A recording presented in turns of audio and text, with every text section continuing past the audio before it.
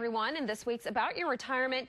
We're talking on the subject that many of us may deal with in life, or you may be dealing with it with a loved one, and it's often a very difficult conversation for families. We're talking about assisted living. Jim McWhirter is now with me, and Jim, good morning. Thanks for being here with us. Happy New Year. Happy New Year, yes. Now, we've been talking about assisted living, and in your experience, what have you found? I guess, what are some clues that might be, that you might see that mean that somebody needs to be in assisted living?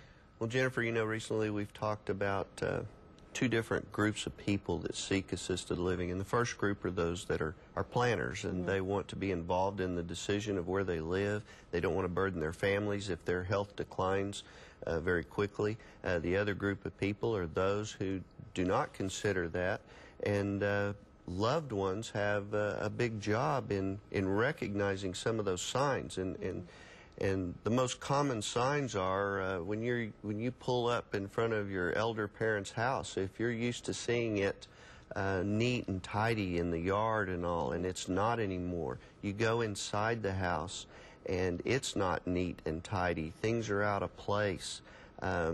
Things are not clean like they usually are. If you look in the refrigerator and you see that there's not a lot of food or a lot of spoiled foods, and then you even look over at mom or dad and their personal hygiene is lacking. Maybe they wear the same clothes for several days in a row. They could even wear summer clothes in the winter and winter clothes in the summer. And all of these signs are either consciously or subconsciously telling us that I don't want to be by myself. I don't want to be alone. I want to be able to do things, have some fellowship. I want to be able to eat good, and obviously that's a big indicator, you know, the refrigerator being empty. And so these are all signs of depression.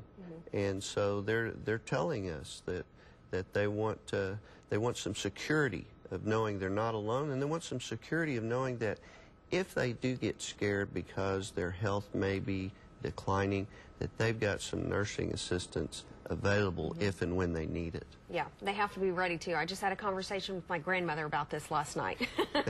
Well, what are some tips to make this, if they do decide to move, what's to make the transition a little easier? Well, I think there's the two biggest things that we have seen, and these all come from surveys of people that move to assisted living. And the number one thing that residents moving into assisted living say is don't wait too long.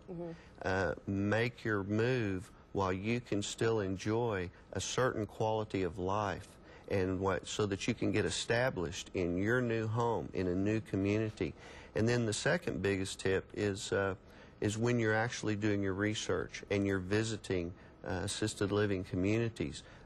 Your first impression is usually your best.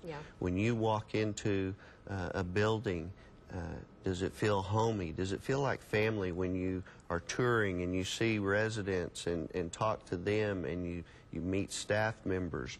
All of these things become very important. In the best communities, you will have a very positive feeling just walking into the building. All right, Jim, thank you. Tune in every Sunday morning for this, for more about retirement issues in elderly living, or you can go to newsline.com/retirement for any information at any